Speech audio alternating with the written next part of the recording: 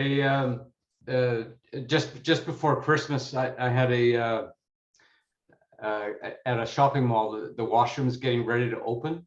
So they were doing everything in a really rushed fashion. And I get a call, like I'm there at night till 11 o'clock at night. My guys are working, putting panels in. And then at 5:30 in the morning, I get this screaming phone call. They forgot to cut out the electrical plugs because he was literally having everything done so fast. And I said, well, they put them in last night. So they wait till the next 24 hours later. That's when they're cutting them out. And so they had no idea that they just thought we forgot to cut them out, right? So that was I didn't get much sleep that night. Oh no. Okay, we have lots of people on. Do you want me to start, Craig? Yeah, let's go. Okay. Hello, everyone, and thank you for joining us today for the first TTMAC Tile Tech Talk of 2023. We're excited to explore manufactured panels from creation to installation. For those of you who require a certificate for self-reporting CEUs, please put your name in the chat bar and I will email you the certificate later this afternoon. I'd like to introduce our keynote speakers, both who are active members of the TTMAC. We are grateful for their dedication to the hard surface industry.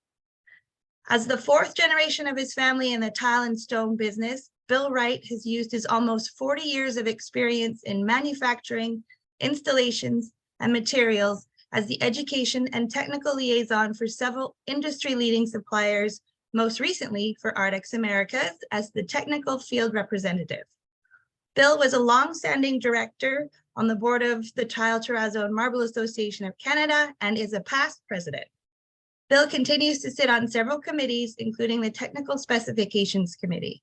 Bill is also a current inspector for the TTMAC, and he enjoys sharing his experience with interested industry professionals as a guest speaker and presenter. Bader has been with CIOT for 11 years. He is an expert in large format porcelain and ultra compact materials and has trained hundreds of fabrication shops across North America on the handling and cutting of these materials. With a background in mechanical engineering, he often finds himself sourcing new technologies to integrate into the world of ultra compact surfaces, and has also been involved in many R&D testing sessions with various manufacturers across the world. Bader is also heavily involved in the industry and sits on the current board of directors for the TTMAC. If you have any questions during this presentation, please use the chat to post your questions and we will go through them at the end of the presentation. Let's get started. Please welcome Bader and Bill. Good morning, everybody. Thanks for joining us today. I look forward to giving you a lot of information, and I'm glad to be speaking with my good friend Bill Wright, who's well known in the industry. So let's get up and running. I'm going to share my screen and get started. And again, if you have questions, I think Lisa will be taking those at the end of the session. So let's get started. I'm going to share my screen.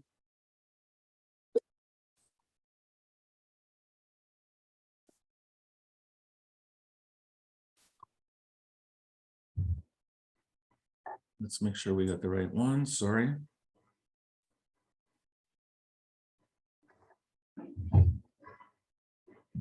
All right. Can you guys see my screen? Thumbs up. Yeah, good. All right. So we're going to talk a little bit about these ultra compact surfaces and kind of get a little bit of an understanding of what they are, how they're manufactured. We're going to delve a little bit into the fabrication of them and, of course, some of their uses and advantages. We've long known that marble has been a widely sought out material. People love the look of marble. They love the feel of marble. But it does come with some challenges after installation, specifically with maintenance and care. So the market has demanded, almost in no uncertain terms over the last many years, the need for a natural stone alternative. And this is where these ultra compact surfaces come into play. Now, you've heard the name in several different variations. You've heard the term sintered stone, large format porcelain, manufactured panels, gauged porcelain panels. These are all one and the same. So if you hear any one of these terms, we're talking about very much the same type of material industry-wide. The applications of these materials are far-reaching: commercial, retail, residential, hospitality, medical institutions, interior, exterior, wall cladding, floors. It doesn't matter. Anything you can think of doing really with natural stone, you can do with one of these ultra-compact products. Because of the manufacturing process, which we're going to talk about, the properties are incredible, actually. They're considered to be waterproof because they are non-porous materials. So for that reason, they're safe for contact with food. They're easy to clean, extremely scratch resistant, extremely resistant to high temperatures. And I want to use the word resistant heavily here because there's a misnomer in the industry that when something is manufactured, that it's indestructible. That is in fact not the case, but extremely resistant. There's no resin used in the production process, so they're resistant to UV rays. They're not going to discolor or yellow under sunlight. And because of the manufacturing process, they're comprised of 100% natural materials and for the most part, recyclable in the material content. All right, let's talk about how it's made, because this is kind of where the cool stuff happens. This is an example of one of the factories out of Spain. These are enormous, gigantic facilities with hundreds of millions in dollars worth of manufacturing materials and technology. So these are really the steps in a nutshell. This is kind of the manufacturing process. Now, every factory has their own proprietary method, and they might shift here and there, but this is generally the manufacturing process. We're going to focus on two of these momentarily, but let's talk about them. So the production of the raw materials, this is extremely important. The quality of the raw materials will ultimately dictate the quality of the slab. The spreading of these powders onto a production line, you have these giant silos that compile all the raw minerals that are then spread out onto a production line. And then of course, there's the compression process that takes place under many, many tons of pressure. And this helps to compact the slabs. It almost gives them to a chalk-like consistency. They're not quite solid, they're semi-solid, you can still break them, and they're still quite porous. So if you were to put water on a slab, it would eventually make its way through. They rectify the edges to square them. It goes into a drying chamber where a lot of the moisture is removed. And of course, the digital decoration. As you may or may not know, with these large format slabs, it's a picture that's printed digitally onto a porcelain slab itself. Now, I will say with extremely high clarity, the technology has come such a far way that it's difficult even for stone purists to look at a porcelain slab and differentiate it from a real slab. Then the sintering process. This is where the magic takes place, and we're going to focus on this as well, where the firing line happens and where the slabs become what they become. And of course, many of the factories have a very stringent quality control process. In fact, at the end of the production line, a slab can travel 3 kilometers through a production line, and at the end, if it doesn't meet a quality control process, it's literally chopped up into little bitty pieces and put back into the mix and recycled. So let's talk about the raw materials, because I said there was two that I wanted to really focus on. The raw materials are comprised of natural quartzes and feldspars for hardness, silica glass for stability, and of course the mineral pigments. A lot of these factories have, the good ones I should say, will have their own in-house raw mineral manufacturing process. They will actually take pieces of stone from quarries, and they will pulverize and purify and tint their own materials in-house. You'll see that a lot of because of the process itself, you have 52% of materials are recycled in the manufacturing process. So again, the quality of the raw materials will dictate the quality of the slabs. Then of course, there's the firing line. You've heard the term sintered stone, and I want to explain to you what that is, because people hear the term sintered and are often confused. What does this mean? Sintering is when you take a compound or a material and you heat it to the point before liquefaction, which means you're going to bring it up to a temperature. It's a very scientific process, a very controlled process. You're going to bring it up to a temperature just before it liquefies or melts. Then at this temperature, at a molecular level, everything fuses molecularly to create this dense, non-porous, ultra-compact surface, as they call it. And looking at this, do I have a laser? I do. Look at this. You know, if you look at when the materials are spread, they're extremely porous, and this is just an expanded view. Even after the material is compressed and it seems solid, it's still microscopically very porous. After the sintering takes place, we have this dense, solid mass. Extremely important, because this is where all these properties come from: the waterproof nature of it, the antibacterial nature of it. Again, no porosity, nowhere for bacteria to propagate. Now, I say this with caution because we tell people it's antibacterial. You still have to clean your countertop. So let's just get that out of the way. Now, what does this yield? A large spectrum of different colors, textures that are far-reaching. And I have to tell you that these companies will take the best cuts of natural stone, the most premium cuts, mimic them and put them onto these slabs with extreme clarity and purity. You have book matches, you have textured finishes now, you have beautiful home finishes that replicate natural stone. And actually recently, and this is just fresh off the press, believe it or not, and these are coming to us right now. And as you can see, these are porcelain panels or sinter stone panels with a full through body vein. I'm talking about, I mean, completely revolutionizing the porcelain world as we know it, because now one of the biggest hindrances with these products was that the print stayed on the surface and there was no veining throughout the body. Well, now this is completely changed. I'll play this little video for you so that you can see. 1 second, sorry. It's not going to play, but anyways, you can see here that if you look at the cross section of the slab, it's absolutely as real as you're going to get with a manufactured process. Here we go. Let's try this. Check this out. Now this highlights a couple of things. This is going to highlight the actual cross body of the slab, and it actually highlights some of the integrated technologies that can be made possible with the use of these slabs. As you see here, a switch that's actually integrated into the body of the porcelain that you can use to activate different lights or motors, as you can see here. Moving on. All right, let's talk about the processing process for manufacturing in a fabrication setting. So processing machines and hand tools are going to vary. There are multiple ways to cut these slabs, and we're doing a very diligent job, I should say. We're a very concerted effort, myself and my counterparts throughout different companies, to try to educate the industry on how to cut these products and handle them and manipulate them. No two machines are the same. There are various types of machines out there. You have bridge saws, you have CNCs, CNC mills, you have robotic saws with robotic arms, you have water jets, you have saw jets with a combination of saw and water jet, and of course you have manual or hand tools that can be used as well. It's extremely important that we understand that each type of machine has its own parameters. Even two bridge saws, let's say, one will behave differently from the other depending on how the machine is maintained, what kind of bed it has. So we will go out to people's facilities and train them on their machines to give them an understanding of what their upper and lower limits are when cutting these products. A couple of parameters to kind of understand.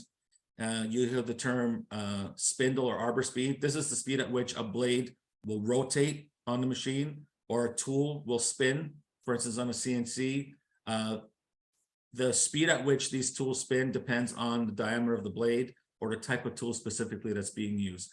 These are very important things that are going to matter in the outcome of the production. Feed rate is the linear speed that a tool will travel through the body of the slab. And of course, miter cuts, if you're going to do a 45-degree angle for a mitered profile, and a plunge cut is when you're cutting down into the body of the slab. You can see here that there are multiple types of blades available.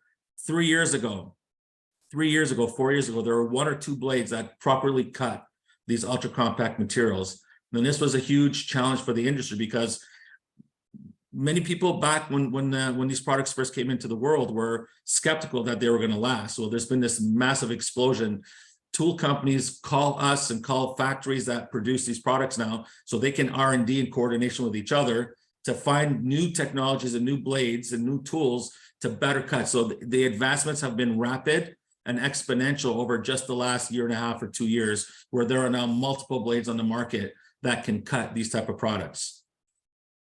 CNC tools for consumables, again, core bits, drill bits to drill holes. If you see a finger bit, it's to router out a sink, for instance, or a profile on a CNC machine. Again, you can see there are multiple brands and multiple tools that are going to be available, something that prior people didn't have access to. Hand tools, again, ultra compact hand tools that are designed specifically for these porcelains and these sinter stones that make it easier. And I shouldn't say easier. I'm going to say that in the fabrication process, I'm going to say 80% is tooling and 20% is technique. We can teach people the process and how to cut it, but if the tools they use aren't correct, the outcomes are going to be almost horrible. I'm going to show you some examples of that in just a few minutes. And of course, cup wheels that, again, didn't exist for these ultra compacts until recently. The type of glues that are used are also extremely important. And I think Bill's going to touch on some of this as well during his part of the presentation. Acrylic-based glues are really what's recommended for these products. And a lot of people continue to use these vinyl ester adhesives, which do not adhere properly to these ultra compacts. These vinyl ester adhesives are designed to penetrate into porous materials like marbles and granites, which these ultra compacts are not. So the type of glue, whether it's rated interior or exterior, if you're going to put it on a fireplace, these type of setting materials are extremely important to ensure a proper bond so that the material or the installation doesn't fail after it has been installed. Some design considerations, which were, to this day, we see these errors. It's becoming more and more known that something like, for instance, an inside 90-degree corner cannot remain as a 90-degree corner. It has to have a 5mm radius. Any manufacturer, even in the quartz world today, will tell you that inside corners are not permitted. So things to consider when designing a countertop, for instance, an L-shaped counter like you see here. If you're not going to have a miter, you can do one piece and put a radius in that corner. If you are going to have a miter and you want a 90-degree angle, you can't maintain that 90-degree angle with a radius at the same time. Some people do it. There's methods. They're a little bit messy and expensive. So for the most part, put a seam where you're going to have that corner. These things will help prevent any failures after installation and actually during the actual fabrication process. So with proper tooling and proper techniques, the results are wonderfully lavish. They're beautiful. Look at this example of a countertop. The miters are beautiful. The material, you can't tell that this is not a natural stone. Again, the materials are widely used. This is in a commercial space. It's a restaurant downtown in Toronto. Everything you see from the countertops to the walls are made out of ultra compacts or porcelain materials. Here you go again. We integrated technologies where you can convert your countertop into a stove with integrated induction cooktops. So as you can see, the way it's manufactured will ultimately dictate the way the end product is going to look. Now, on the flip side, if improper tools and improper techniques are used, the devastation is equally as lavish. I mean, if you look here, the countertop is not straight. This is actually a good example of an inside 90-degree corner. You can see that they kind of tried to fake. So they have a miter and they have an inside corner that they didn't put a seam in, and they tried to fake the radius. And you can see already that there's a crack that's propagating. This is extremely frustrating for the end user because the homeowner doesn't know some of these things. So when this happens, oftentimes the material is blamed or that there was a lack of information. But I have to tell you that this is widely known in the industry now that these inside corners are not recommended, actually not doable. Still, people continue to make these inside corners, and this is the results. If proper tools are not used, this person used the incorrect blade and completely butchered this miter. And this is not anything that a customer would ever accept. You can see this. They even got a little red from their grease pencil that they weren't able to take out. They didn't profile the edge correctly, so they took off the print, but an uneven way. On this side here, you see that they used the wrong glue, so the actual miter, the whole leg separated. So again, improper tools, improper technique are going to yield improper results. It may be difficult to see, but in this particular application, again, overhangs are very important. There's recommended minimum or maximum overhangs for these type of products that are unsupported. In this case, a few things are happening. You have a column on this island, and the customer called and said they noticed a crack propagating from the column outwards. Well, it came to be that Of course, we looked underneath, we checked, and inside here where the column rests, there's an inside 90-degree corner, and that corner is starting to go, and the crack will propagate across the entire width of the slab. Again, you see it here beginning on the other ends, and the situation is exasperated because this overhang is unsupported, so there's actually movement in the countertop.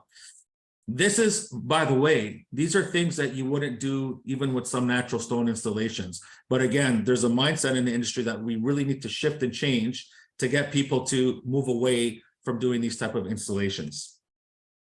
And again, I just had to put this in there because it's a wonderful example of, again, another 90-degree corner with a miter where, and I have to tell you, if it doesn't happen on the saw, if it doesn't happen during transportation, almost every single time it's going to happen at some point after the installation goes into the customer, and then it requires the dollars that are required to replace that countertop, to remanufacture it, and the cost implications, not just to the fabricator and the suppliers, but to the homeowner are massive.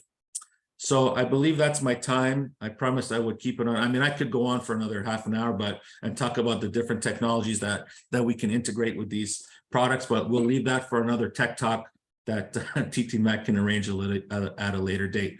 So thank you for listening. I hope you learned something today. I'm going to hand it off to my good friend Bill, and if you have any questions, we'll be happy to answer them after.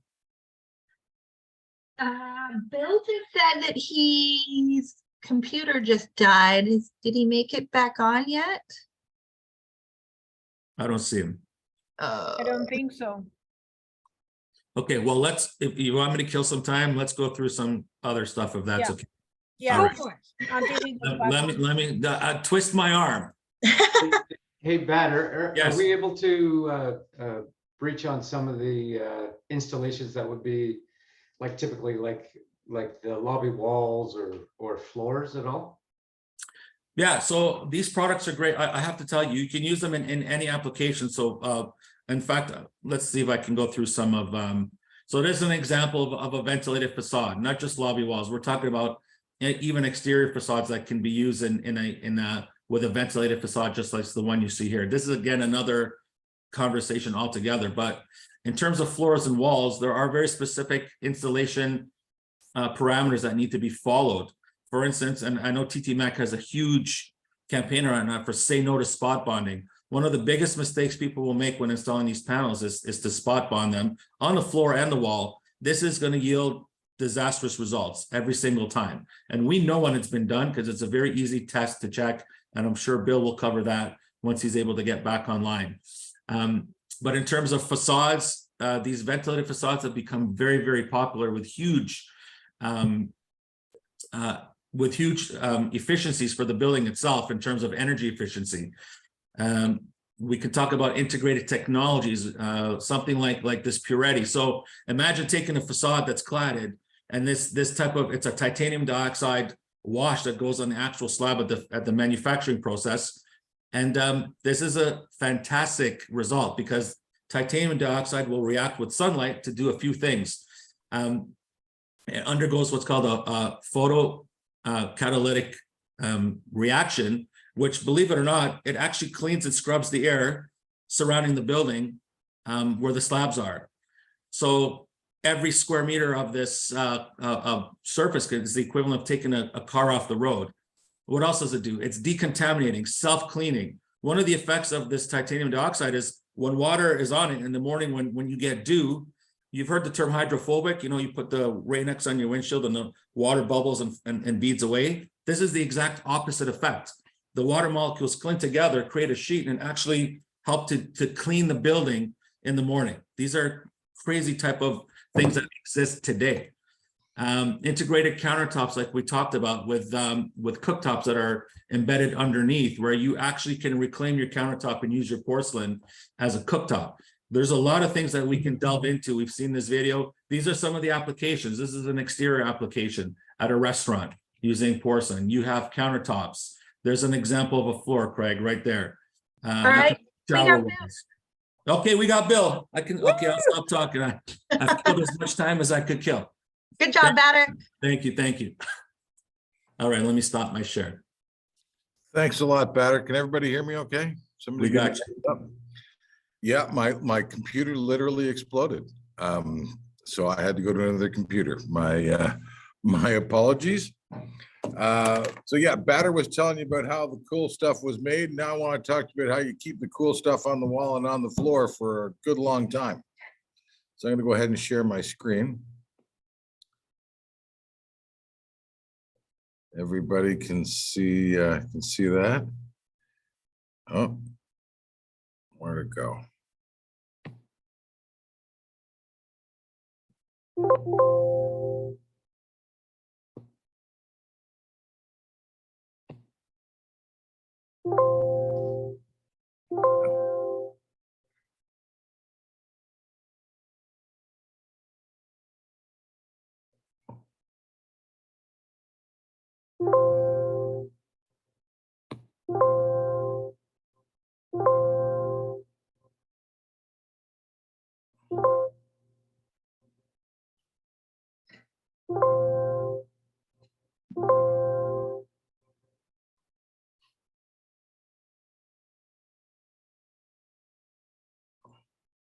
Okay, can everybody see that now? No, we can't see it. Oh, man.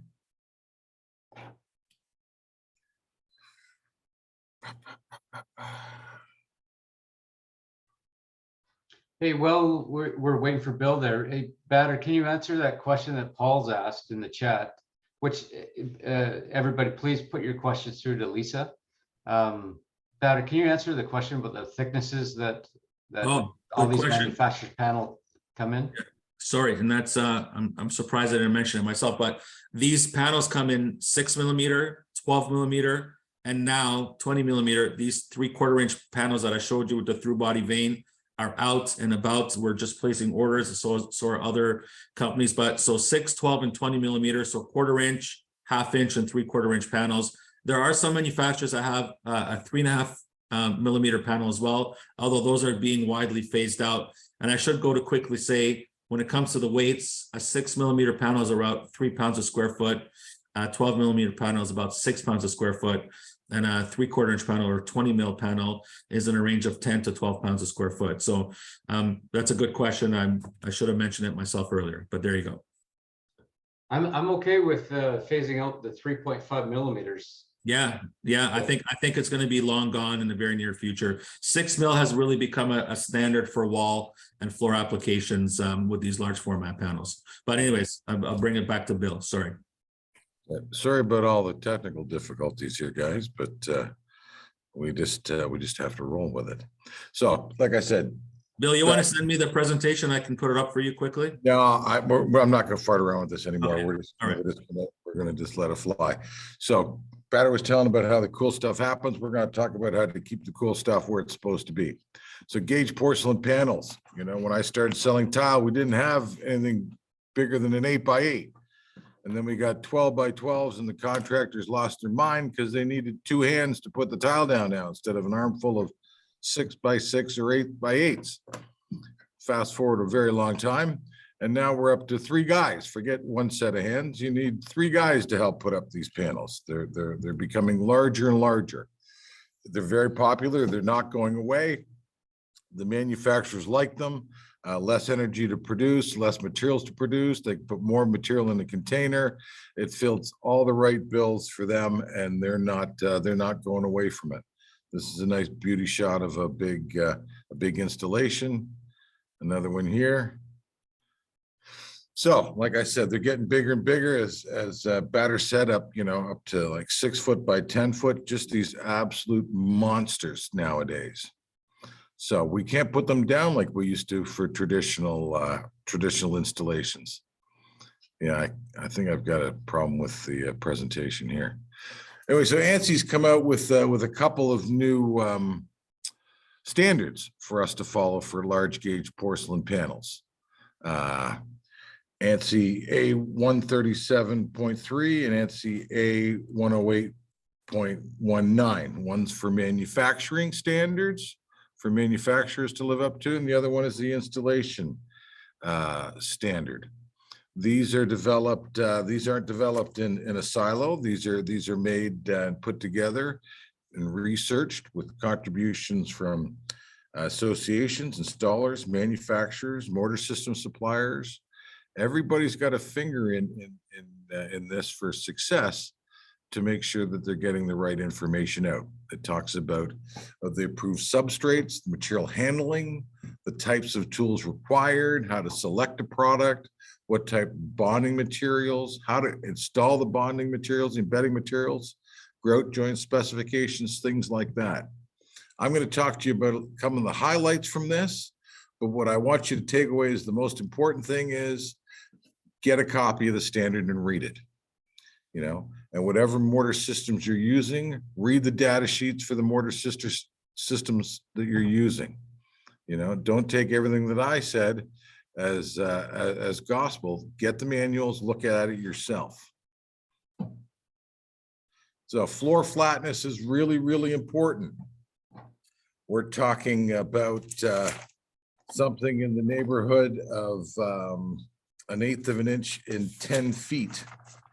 In terms of flatness, and no more than 1/16 of an inch in 2 feet.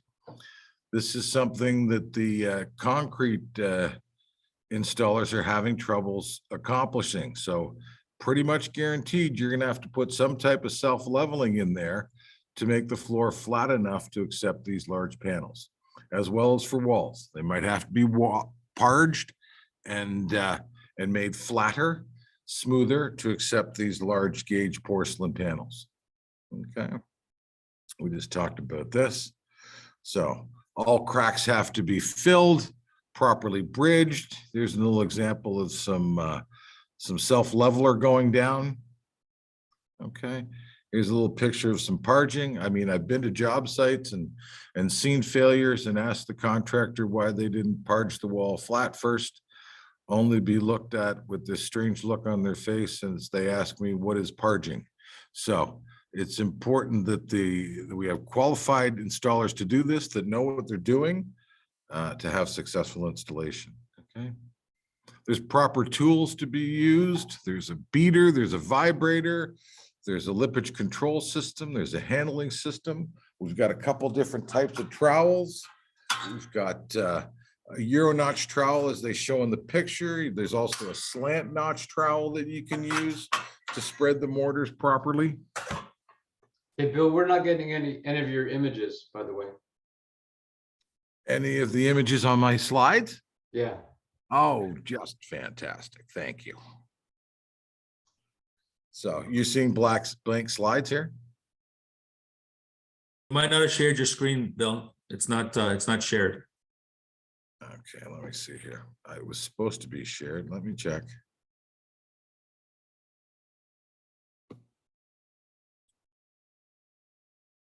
Is it shared now? Yes, there you go. Okay. Well, let's see all the good stuff that you missed. There you go. The big panels. That's the manual. Here we can see floor flatness. You guys are seeing this stuff now, right? Yes. We talked about the allowable variation for floor flatness, talked about making cracks fixed. We talked about leveling, parging the walls. Here we are on tools. So there's special tools. We want a lippage control system to make sure that that there's a nice flat transition from tile to tile. That's very, very important. We've got vibrating tool to get that mortar out from behind the tile and get rid of those air pockets. I've been to job sites where the substrate is good and flat and ready to accept tile on a wall, and the sheet's nice and flat, and they have a lumpy installation. They didn't vibrate or beat the mortar out from behind the porcelain panel to get a nice flat installation. So it's really, really important that we either vibrate that air out or we beat that air out so that you have a nice, clean, flat installation. Okay, it's important to have a proper workspace. You got to have room to move, got room to navigate, move your panels around, make sure that the elevator is going to be able to take the size of panel that you're working with. I was at a job site where they couldn't get it on the on the elevator, and the designer told them to cut it into 8-inch by 8-inch pieces. And they did, and they put it back up like a tile rather than a panel. And the designer was not very happy. And I tried to ask them how they explained, they expected 8 by 8s to be back up on the wall seamless. And it seemed to be some type of magic that was the responsibility of the contractor, which isn't particularly fair. So make sure you've got enough room to move your panels around properly to place them where you have to. Okay, here's some examples of some tools, some carts.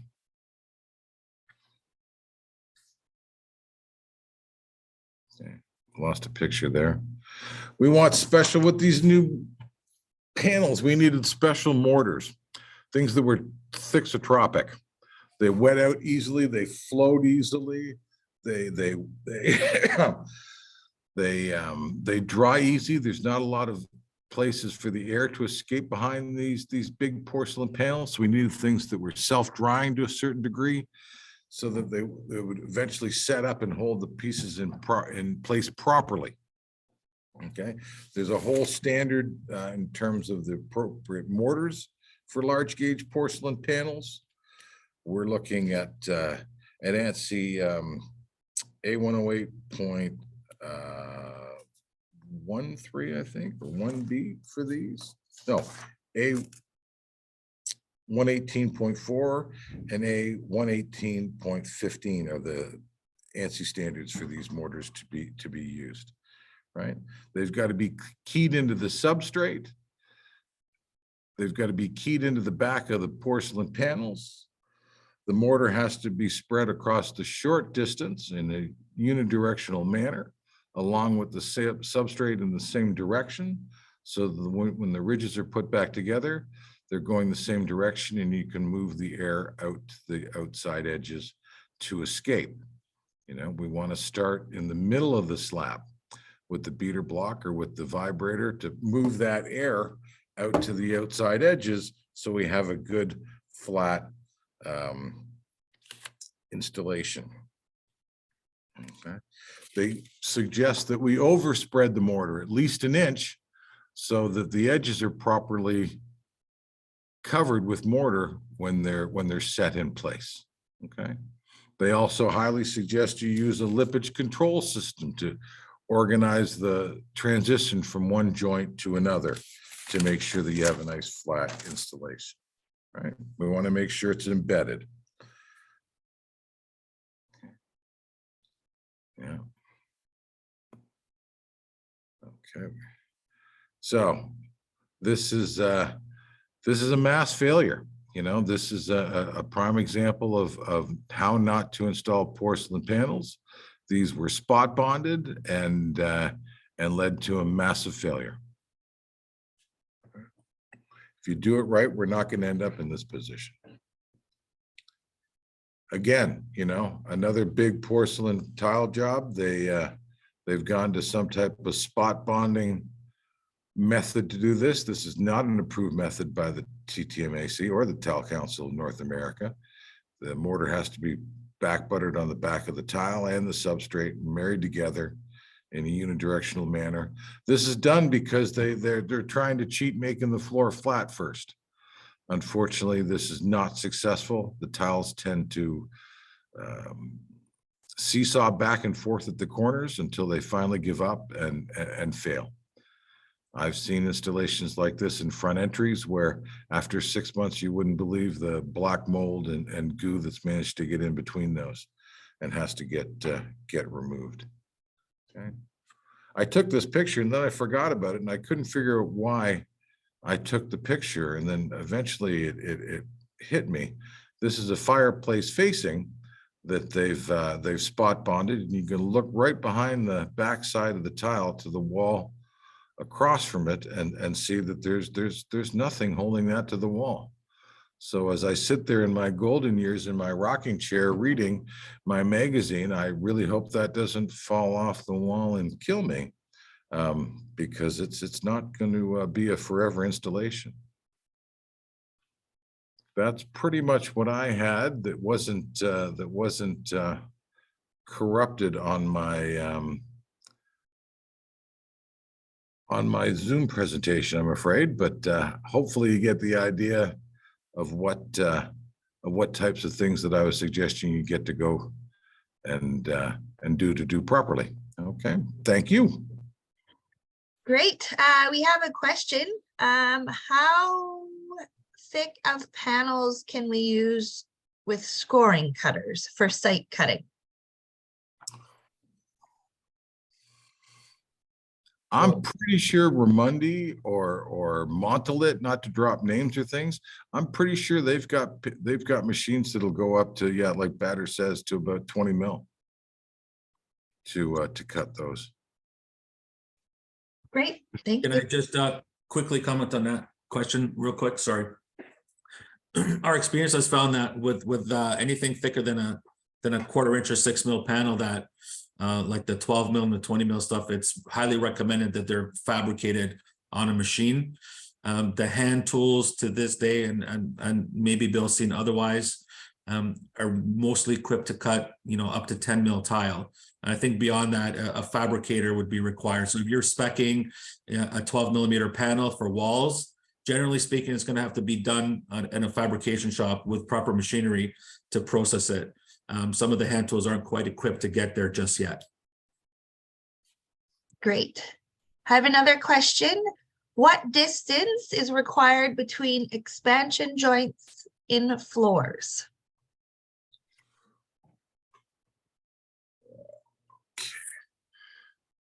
You're talking about the control joints, right? You're talking about the grout joints or I think they're probably referring to control joints.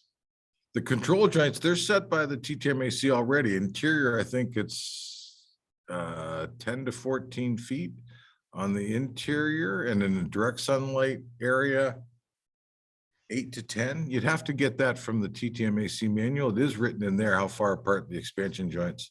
Well, we actually don't have for the manufactured panels. We don't really have a definition. We that don't, and I'm trying to remember if it said in the ANSI standard how far apart they had to be, and I'm not 100% certain. So that's why I'm telling you, read it for yourselves, because yeah, I don't remember seeing it in there myself. This I know is one of the things, sorry, Bill, that I think, Craig, you had mentioned that we're working on a technical specification manual specific for yes. format panels. So I'm sure that information will be researched and probably make its way into that panel, into that book anyways, right? Yeah, we are working on that. I know there's a lot of my learned colleagues on here. Does anybody have the information for that? Where's Dale? Dale's in question? there. Dale's there, Paul's there. Anybody have the answer for that in terms of expansion joints? Well, we're working on, I just initiated a couple weeks ago to get the committee for the 093,000 manual update. Batter, you're right, we will have a separate one for the, I have a tough time with your new name. I'm always using the gauged porcelain panels more so than your compact, ultra compact materials. But anyways, we will have it in there. I'm pretty sure I don't have a hard copy, and I got to open up my electronic version of the 137. Well, actually, be 108.19, and there is now 108.20 for exterior applications. And I can guarantee you for sure the movement joint spacing would be in the 108.20. 19, they may just use the recommendations that are used by TCNA and 093,000. I know from talking to Noah Chitty from Crossville / Laminam that they're almost of the opinion that in most cases you could almost use a control joint technically for almost every joint rather than using grout, because especially in a lot of these applications, they're being exposed to a lot of sunlight. So you're almost using the exterior recommendation for spacing for movement joints or control joints. So it's something that is going to be interesting to see how it's going to be tackled in the future, because the use of these products is growing so fast that different manufacturers have different recommendations. But I know that that's the way Laminam has been kind of going to space them very. Yeah, they want them closely. every 3 meters square. Yeah. So very closely. So. Thanks, Dale. Hey, Dale, the new manual that we're going to be doing is going to be called Manufactured Panels. We wanted to really simplify it so that there's encompassing many different materials, whether it's epoxy, resins, porcelain. Someday they'll have wood fiber panels that somebody has to put in or whatever. So we tried to simplify it, make it as a little bit Canadian. So that'll be in the title of the new specification manual. Yeah, and what we'll have to do is really explain it because it will be confusing. I was sitting and having lunch with Noah Chitty last week in Las Vegas and brought it up, and he just kind of shrugged his shoulders and says, well, you're just going to confuse the market all to hell. And I go, well, we'll have to tackle that, but I understand where it comes from. I talked to Todd Valikas and he had mentioned the exact same explanation that you did. So I think we just have to explain it properly. Maybe something we should contact or discuss with Keith Robinson and Alex, and see how they see it so that we can make sure that we don't, confuse the marketplace to the point where they think it's two different materials. Batter was great at saying they're not, they're all part of this one and the same thing. But when I first saw it, I go, what the heck is this? So we have another question. What is the slip resistant standard for the floor panels? It would be the same standard as any other tile, the DCOF standard. Thank you. Again, Everybody understands that the DCOF standard is expanded too, right? To include things like wet areas, oil and grease areas, and exterior applications. So there's a whole big new expansion on DCOF. It's not just better than 0.42 anymore. If you haven't seen that, you should get a copy of that too. yeah, it was free up to recently. You might have to pay for it now. It's A3 26.3. And the other thing is manufacturer declared. That's a huge aspect of that, which means that the manufacturer is ultimately the one who should be designating where the product can be used. They have the most experience, and they may use other, maybe not orthodox or maybe just practical experience to determine where those products can be used. So those numbers that Bill's referring to, they've expanded, are guidelines. They're not set in stone. No pun intended. Yeah, this was the response to yeah, this was the response to the very thorough German DIN test that outlined many different options and applications. Yeah. So the ANSI's expanded. So we've expanded the DCOF to that. But yeah, it is manufacturer declare. They are the recommended minimums. But yeah, if you haven't got a copy, you should get a copy of it. very good. Any other questions? Going once? Going twice? Batter. Yes. Quick question. I saw it when I was in Italy at Chairside. I did see the through body. I'll use your term, the ultra compact. How do they do that? Like, to me, it's like magic. I mean, I wish you had is there a video I can see or anything like that? It's magic, but check this out. This is a piece of porcelain. That's incredible. So I'll tell you, the surface is a printed image. And, we talked about the spreading of the powders, these particles that they use. So what they do now is almost to the millimeter, they'll know what the digital print will be. And the powders are actually, they're using minerals that are pigmented in the body of the slab, and they're able to arrange the minerals with new proprietary technology that exists with, there's a handful of manufacturers out there that have it. But this new technology, they're able to now spread the minerals that are pigmented. It's all the same type of minerals, clays, feldspar, sands, but the different pigments are then placed almost exactly where the image would be. And then the image is digitally printed over top. So you get this. Now, I don't know if you can see, but the resolution in the body will never be what it is on the surface. This is a printed surface. This is the actual minerals that they're using in the body. So now when the slab is baked and sintered, it cures and fuses all as one slab. But that's how they're able to accomplish this look. Now, I have to tell you that this is like phase one. This is the first round of these technologies. They are ever evolving. In fact, this 3D technology, or 4D, depending on the manufacturer, has made its way to the surface as well. So imagine with a natural stone that's leathered, where you can feel the different, the delineation between the different minerals. You're now able to feel that with these porcelain slabs. So they can manipulate the surface and digitally 3D print the surface, so that if you have a material like this that's rough, where you have different minerals like natural stone wood, you can actually feel the differentiation between the minerals.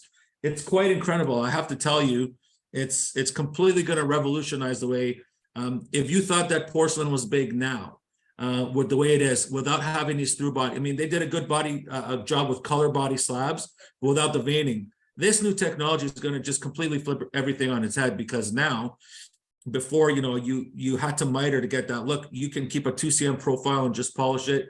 There's implications for the fabricators, for the end user. The sink cutouts now are going to look like they have a vein in them. It's absolutely stunning. It's going to be incredible. And how it's done, there's no videos. I have to tell you that when I visited the factory, the machine was up, but they're very tight-lipped about how it's done, because the different companies that have these don't want each other to know their own secrets. So there are a couple of different ways of doing it, but that's it in a nutshell. Okay, I got a couple more questions, guys. Yeah. Why the enthusiasm to get away from the 4mm slabs? This might be for other contractors on the line. Craig, you want to answer that? Yeah, I just went through a project. I'm not finished it yet, because I'm still waiting for more slabs to arrive. We needed 20 slabs. We ordered 25. I have 7 more coming out of Toronto.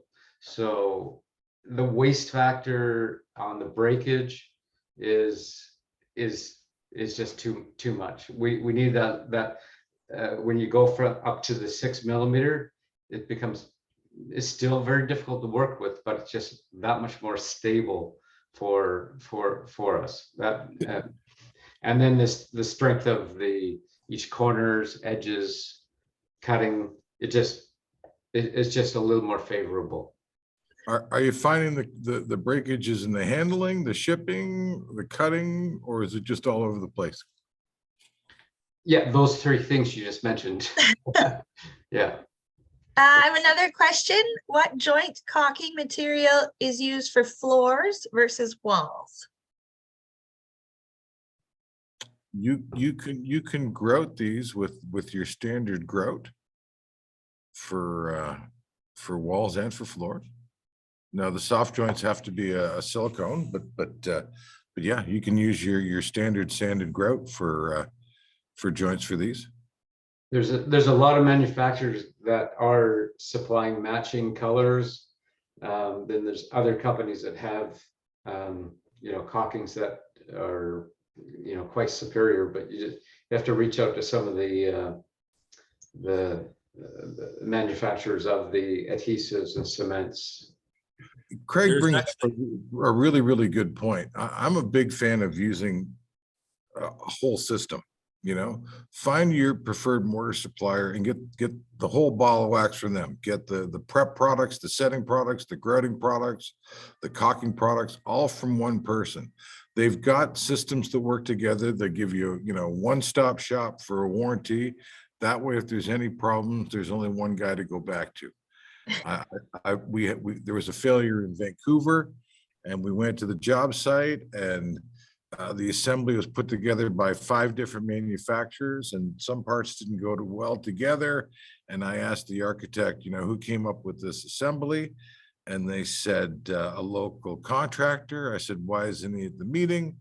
And they said, he wasn't the successful bidder. So some guy put out some, mixed bag of products that failed and no one was left accountable because nobody had the golden ticket of a warranty. So pick your mortar supplier and get the whole job from them. Makes life much, much easier if there's a problem. Also, a lot of the manufacturers, when it comes to glues and pigmentations, a lot of the manufacturers have worked with 10X, Integra, Superior, Gold. All these products have color charts to match the specific porcelain color that they will tell you, the best grout and the best glue adhesive if you're doing joints or if you're doing a miter that will best match the color. So there's been a lot of work done, again, in a very recent past to kind of bring these things together. So more and more, you'll find that if the manufacturer doesn't supply their own glue, they'll have a list of glue manufacturers with color charts to match their specific prints. Okay, we have another question. On through body slabs, how small of a vein can be done? That's a great question. I have to tell you, and do I have a sample of it here? I do.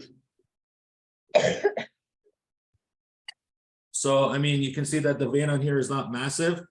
And if you look on the cross section, it's actually pretty small. So this technology doesn't just cater to large veins. Like in the past with some of these pigmentations, they're actually able to get down to the very small, minute veins.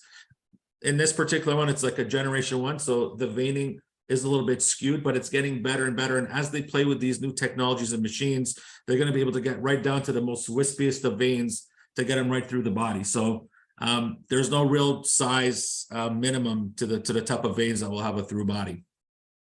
Great. Tracy has one for you, Craig. Speaking of breakage, when you're loading high rise, are you using A-frames or crates? 5x10 panels, for example. Yeah, unfortunately, we have to go on to A-frames and dollies because when the slabs are laying flat, they're not manageable through corridors, hallways, etc.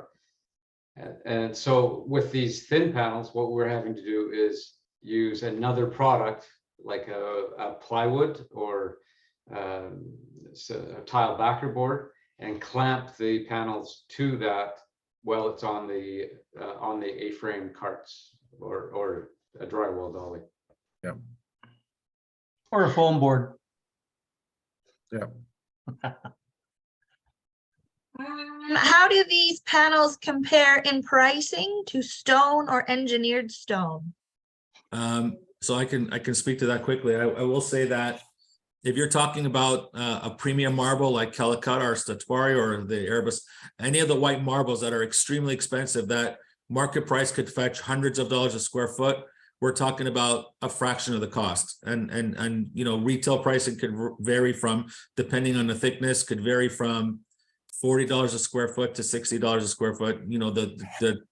The 20 mil slabs will be a little more expensive, but very comparable. Remembering that the cost of the material ultimately the material is designed to last for a very long time with very minimal maintenance. So specifically in commercial areas where there's huge budgets designed for cleaning and maintenance, these budgets are almost ultimately gonzo in terms, or they become a fraction of the cost overall when it comes to cleaning and maintenance of these products.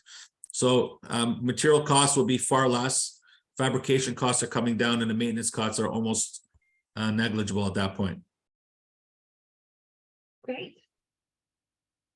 Anybody would like a certificate of this lovely 1 hour tech talk, please send me an email and I'll get that through to you guys.